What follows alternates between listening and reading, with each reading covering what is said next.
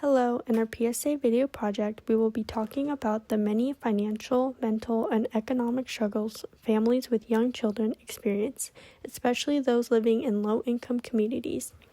This PSA video project was put together by Jennifer, Juliet, Melanie, and Alayna. Hello, my name is Jennifer Fussell, and I will be focusing on low-income families. So let's get started. Children who grow up in low-income families will be low-income adults.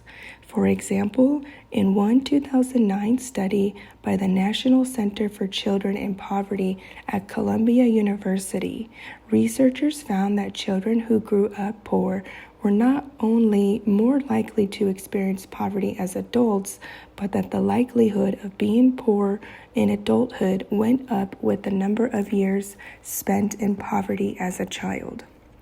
Children who grew up in poverty are more likely unable to graduate until the age 20.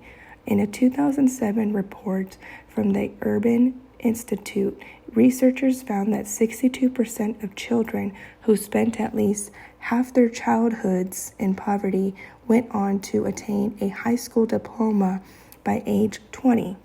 By comparison, that number was 90% for those who never experienced poverty. Children growing up in poverty can have long-term health problems. Poverty itself can be dangerous. Children growing up poor are more likely to be injured in accidents and 5 times more likely to die due to accidents, according to the American Academy of Pediatrics. Poor families are more likely to reside in homes without functional smoke detectors and with open fires, unprotected windows, and unsafe roofs or stairs. An AAP report from 2016 noted children in poor neighborhoods are at increased risk of cycling accidents, pedestrian injuries, falls, burns, poisonings, and chemical burns. Poverty can affect children's brain development and mental health long term. All children experience stress, and caring adults or support networks can help them cope and figure out how to respond. However, the constant stresses of living in an impoverished household, and in some cases dealing with abuse or neglect, can create a toxic stress response.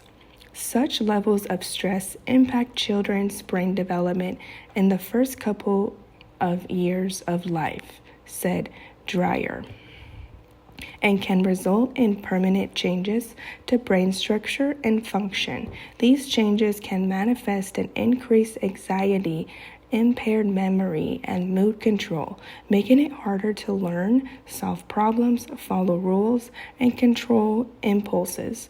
The release of stress hormones can also create a wear and tear effect on children's organs, including the brain. Thank you so much. Hello, my name is Juliet Rodriguez, and I will be talking about childcare in low-income families. Majority of families require non-parental early childcare programs to give their children the proper developmental support they need while they are away at work. These programs consist of preschool, childcare centers, informal arrangements with family or friends, pre-K, and Head Start. Fortunately, not all families can afford childcare, and a large amount of those who can are barely able to. Lots of low-income families who pay for childcare are not able to afford high-quality childcare. Therefore, they end up paying for centers that provide low-quality developmental care than those attended by their higher-income peers.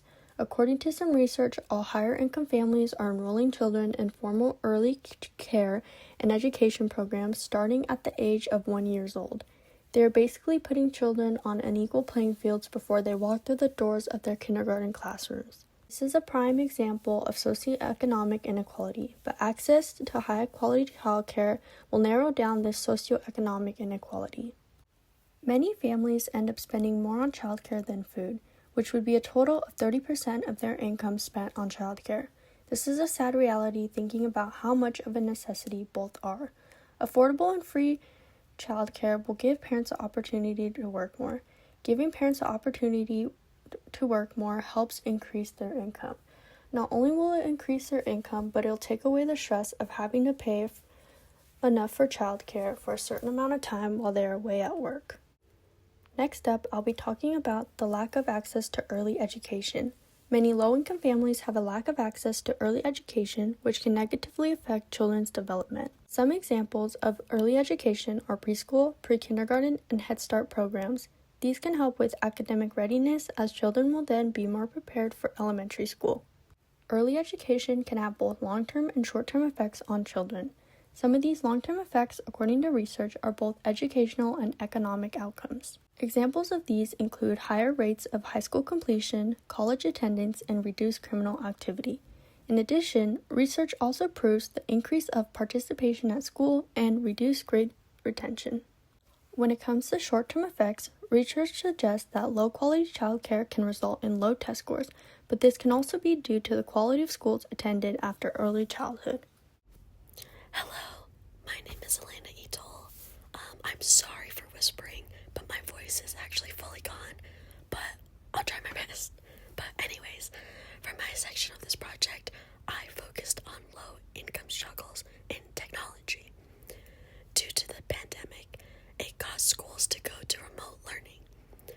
Low-income students and families struggled with this because some students didn't have the funds to have a laptop or Wi-Fi to be able to complete their assignments.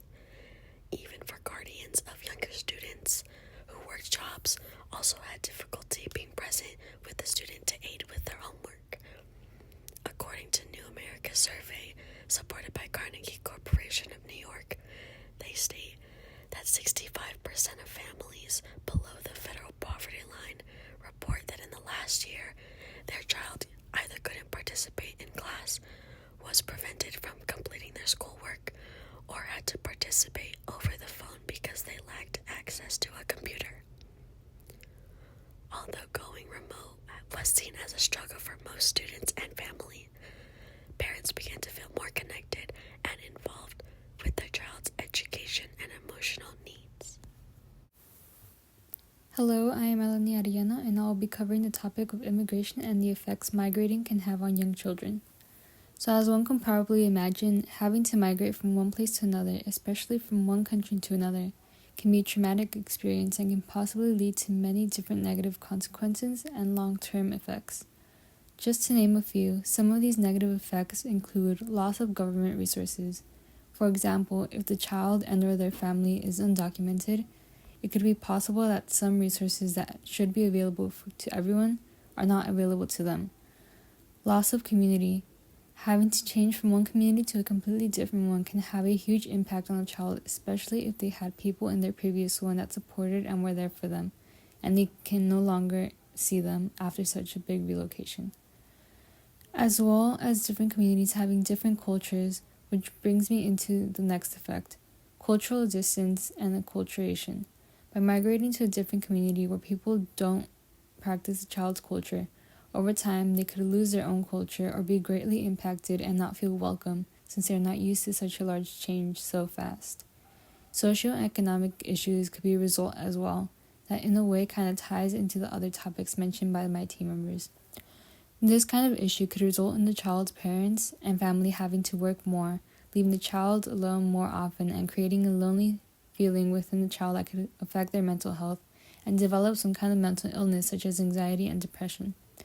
A quick note, these effects and the severity of them obviously vary from person to person and child to child, depending from many different factors, including but not limited to family dynamics, if they have a formal support from them. The reason for migration, it could have been that they were escaping a worse situation where the consequences would have been worse if they had not left, and any other factors regarding the child's previous and future environments. With correct interventions and policy changes that offer the support children and their families may need is a crucial element to helping reduce the amount of children that are affected by this kind of major life event and help prevent long-term effects or reduce them. That leads us into mental health resources and solutions provided for kids going through anything mentioned in this presentation. There are crisis lines such as 988 available at all times and good for not only struggling children but good for anyone to know. CalHope also offers a program called Bright Life Kids, which is essentially a free one-on-one video session that offers any kind of support or counseling children may need. Finally, since schools depend so much on technology now, most districts offer free Wi-Fi so children are able to connect to do their homework in their homes online without the cost of having to buy their own internet connection or Wi-Fi. That is all for our presentation. Thank you for listening.